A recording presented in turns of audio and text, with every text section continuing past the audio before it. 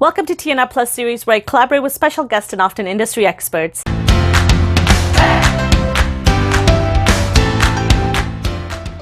My name is Tharmila Rajasingam, licensed realtor with eXp Realty Brokerage here in Toronto, and our channel is all about Toronto real estate investing, wealth mindset, marketing, and personal branding. Subscribe to our channel, hit the like button, and hit the notification bell to get updates on new content. This video, I'm bringing back Richard Tartaglia, mortgage agent with Vine Group, and we talk about financing for first-time home buyers. Richard shares a ton of valuable information, starting from how to better prepare yourself for financing, barriers that first-time homebuyers face when obtaining financing, breakdown of down payment structures per property prices, and how mortgage agents shop around for low interest rates. Now, let's go check out my conversation with Richard. Thanks so much for joining me again, Richard. I'm so excited to have you on the channel again.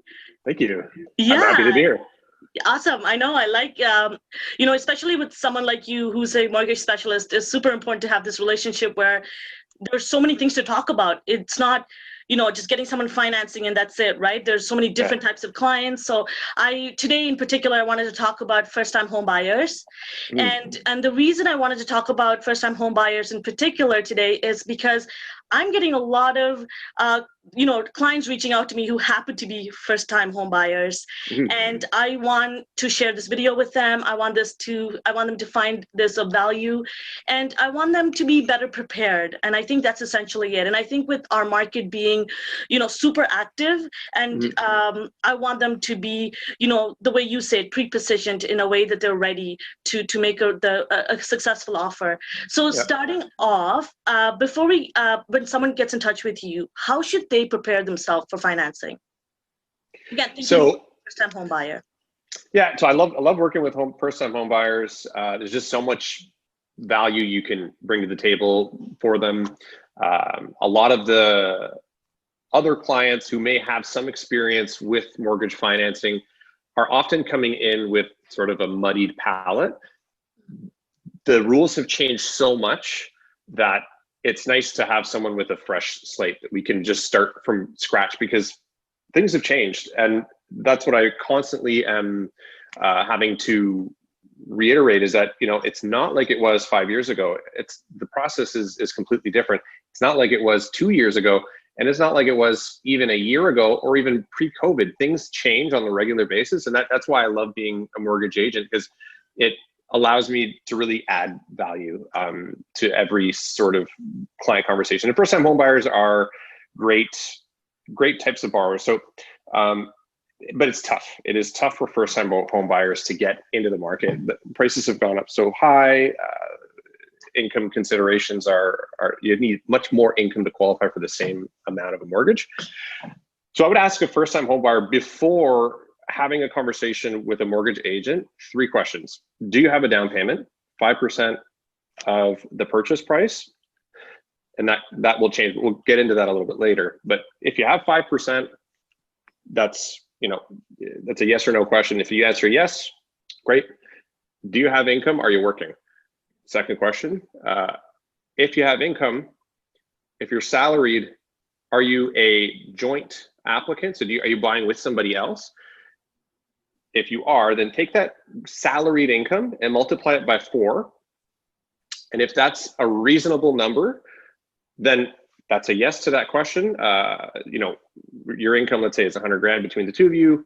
That would mean that technically, if you had less than 20% down, you would qualify for a $400,000 mortgage, roughly.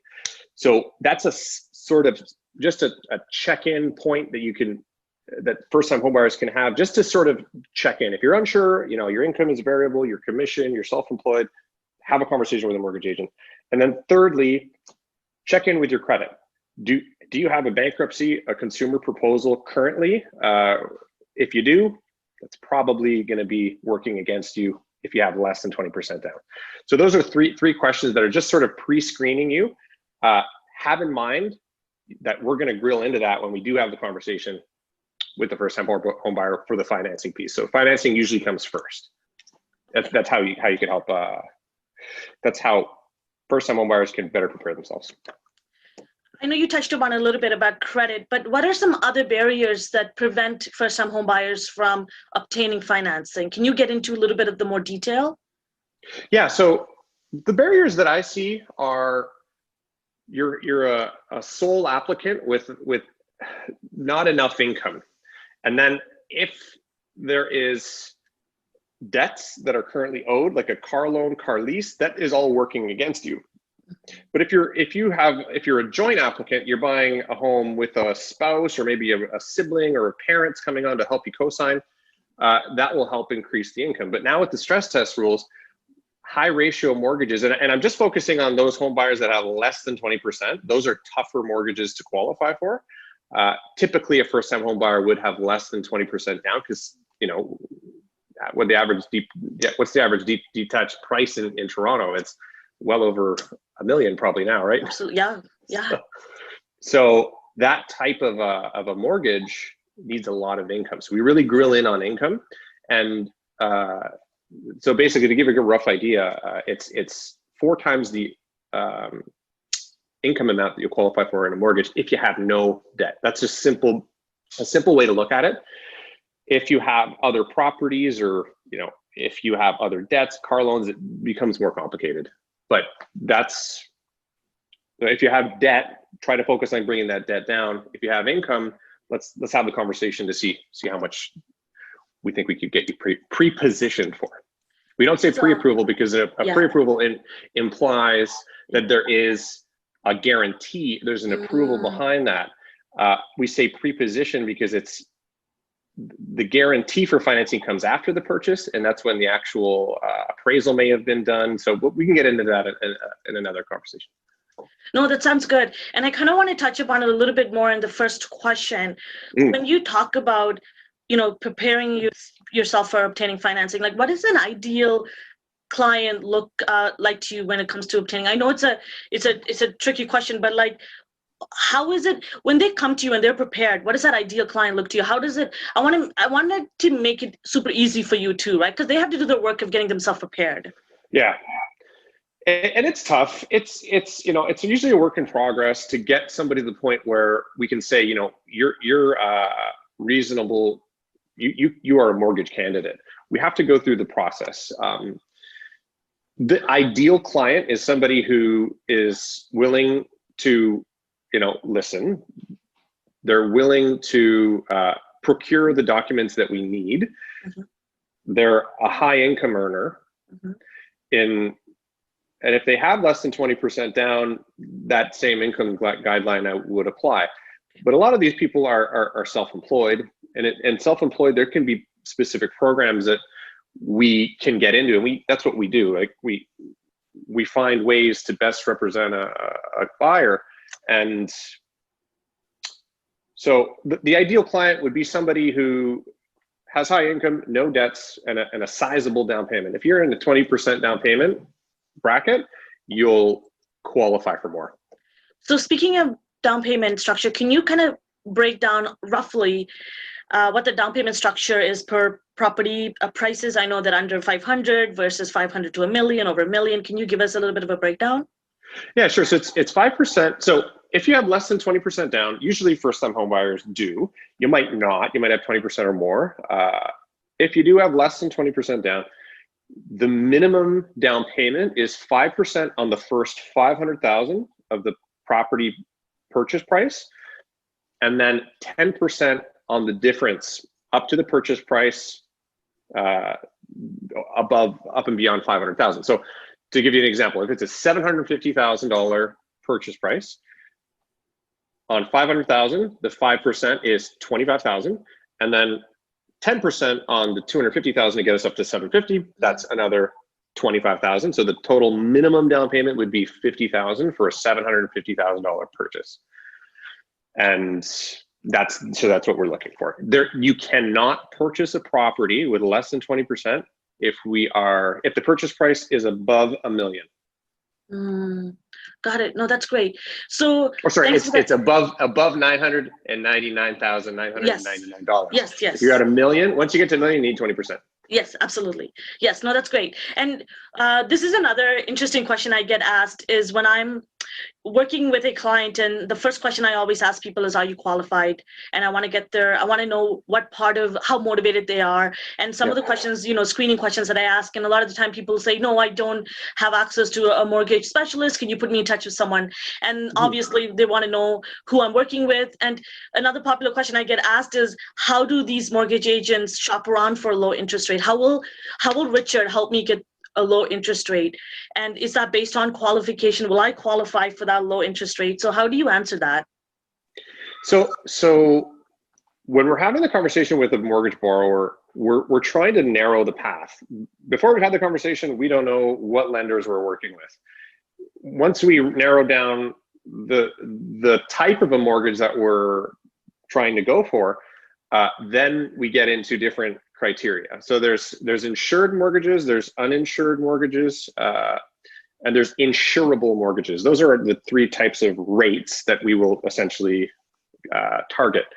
The conversation, we'll have the conversation, ask the questions. Immediately, if they have less than 20% down, it's an insured mortgage. It means that they're going to get the best rate possible on the market. Lenders love high ratio mortgages or down payments with less than 20% because the loan is insured. So the risk to the lender is minimized, and that means they can afford a higher return. Those types of mortgages are highly sought after, and there's so many lenders that do those types of mortgages. And essentially, so that's what will gear the lender. We'll start to target in high ratio mortgages. We usually target monoline lenders, and monoline lenders specialize in the insured space. They're lenders like XMC, First National, MPAC. There's a whole slew of them that we work with. And typically mortgage brokers will work with a handful of monoline lenders. But if you have 20% down or more and you're looking for a 30-year amortization, we'll probably go to a balance sheet lender. So a lender like Simply Financial, TD, or Scotiabank. That's the conventional type of lending, and that tends to be slightly higher rates. So we'll have the conversation about what this lender is offering versus that one. What are the benefits of this lender versus that lender? How am I limited in what shape or form with this lender versus that lender? And then so on and so forth. But we'll have that conversation. And then there's the other types of lenders like B lenders. They're different rates. So really depends on the conversation and what the client needs. It's all about the client and how their long-term plans fit in with this type of mortgage. So if somebody says to me, you know what, Richard, I don't care about a line of credit. I don't care about my ability to refinance in the future. I just want the lowest mortgage. We can look at those mortgages. There are no frills mortgages that have higher penalties. We can offer them if they really want those. Those are the rates you'll usually see on like ratehub.ca. And, so it's just about the conversation. How we help is based on the conversation. The rate is the end product of the conversation. And the rate is not to be addressed first. It's to be addressed afterwards. It's like putting the carriage in front of the horse. So we usually, people ask me about what my best rate is, and I'll tell them the best rate, but they may not necessarily want that, or they may not necessarily qualify for that. Got it. Okay, no, that's great. And are there any new policy change with any of your current lenders for first-time home buyers in particular? So June 4th, 2020, CMHC reduced their guidelines for income to debt ratios from 39.44 to 35.42. What that means is basically CMHC, one of the insurers, they reduce the amount of income that they'll qualify you on, regardless of your beacon score, your credit score. In the past, if you had good credit, you would be able to qualify with CMHC for a slightly higher mortgage. Now with CMHC, they're qualifying you for a little bit less. But that doesn't really impact things because the other two lenders, Sagan and Canada Guarantee, are still following the same GDS, TDS guidelines. So for first-time home buyers, nothing has really changed other than prices that keep going up. So that's the reality. In the recent years, that I couldn't spot something that would have significantly impacted first-time home buyers. So nothing significant in the recent term. Interest rates are much lower, so actually you would qualify for slightly more as a result of that. But yeah, those are probably some pretty good recent changes. Awesome. Thanks for that update. And can you, I know you touched upon it a little bit as you were going through some of the questions. I kind of wanted to know, when someone, a first-time home buyer, sees this, and who's particularly some of my clients, I want them to look at this and be like, okay, I would love working with Richard, and I want them to know how you were going to represent them. So like, what's the best way? How do you best represent a first-time home buyer? And I know there is a bit of a hand-holding and a bit education to that, right? And you know, how do I best represent them to the lenders? I can do a great job at that. There's specific programs that we may think of that other brokers may not. Like, we last year funded over $40 million of mortgages. We see a lot of transactions, and personally, you know, I like to think out of the box. I like to just be specific about products that they may not know about. And there's the education piece, and the client relationship is of paramount. The service level is very important. Representing it to the lender and getting it approved. If it's a straight up, you know, straightforward deal, any mortgage broker could probably get you approved. You know, and then it comes down to the rate and the product, does it fit? So it's all about the advice and long-term planning part that I think I really excel in. And we make it about the client. So we talk a lot about financial planning. Where do you see yourself in 5 years? What do you need to potentially consider with your mortgage? Are you planning to have kids? Are you planning to have, you know, get married? Is this a step-up home? That can all fall into the type of product that we recommend. And we're going to get a very competitive rate. So I like to think that we're kind of just a holistic approach and very client focused. Yeah, and even working with you, Richard, and having to hear some of your team members from Wine Group talk about financing. You know, Josh and I, my husband and I, we learned so much about ourselves, and even understanding what we owe and what we own. And, you know, it's so interesting. People don't really have a good grasp of their finances until they have a conversation with a mortgage person, because you guys ask a lot of interesting questions that we think that, oh, he's just going to ask about our T4s and our income and our debt. And it doesn't really work like that. And so I think it's really important that they get in touch with someone like you, and really think about your short-term and long-term goal, you know, personally, financially. And a lot of people, there's a family of first-time home buyers that I was in touch with recently, and they're buying in the outskirts of Toronto, and I was looking for a place for them in Ajax, would be in Oshawa, and they were like, oh, I want to get into investing. And I was like, whoa, okay, that's such a good thing to keep in mind. And they were thinking that the property that they would buy, they would rent out their basement. And I'm like, okay, so this is going to be a primary resident / it's going to be bringing in you some investments, and it's a rental property, and eventually they wanted to grow a family and they want to move out of that property. And I'm like, okay, now you're talking. Like, let's unpack that a little bit, you know. And that's an important question for me as someone who is an investor. I like hearing things like that so that I can pass them on to someone like you who think from an investment perspective as well. You think on a long-term basis, you know. So it's so good for people to be, you know, bring your ideas, bring all your, you know, your future dreams to our conversation so that we can think about all of that and connect the dot, right? Yeah.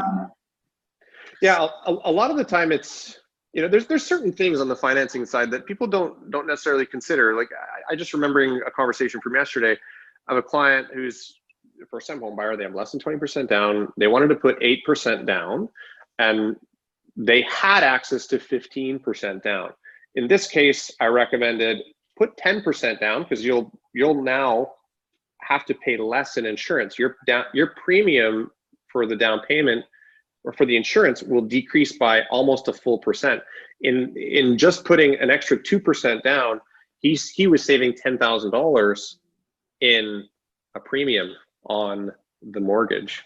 So it was, you know, just a small recommendation like that can save you a significant amount of money. You know, and the list goes on about how we can add value to the conversation, especially for first-time home buyers. First-time home buyers, there's more first-time home buyers that work with mortgage agents than in any other category of of purchasers. Wow, no, that's so great to know. Awesome, Richard. Let's continue the conversation. I love it. Thank you so much for joining me and answering all these questions about first-time home buyers. I want this to be super useful and value to them. So, how can people get in touch with you? I know they can definitely comment below in this video if they have any questions, and I can put them directly in touch with you. Yeah. Oh, yeah. By all means, email or phone is probably the best way to reach me. Absolutely, and I'll make sure to add your information to the video. Thank you, Richard, for joining me once again. Let's keep the conversation going. You have a good day. Thank you. Thanks for having me. Appreciate it. Absolutely. Bye, Richard. Bye.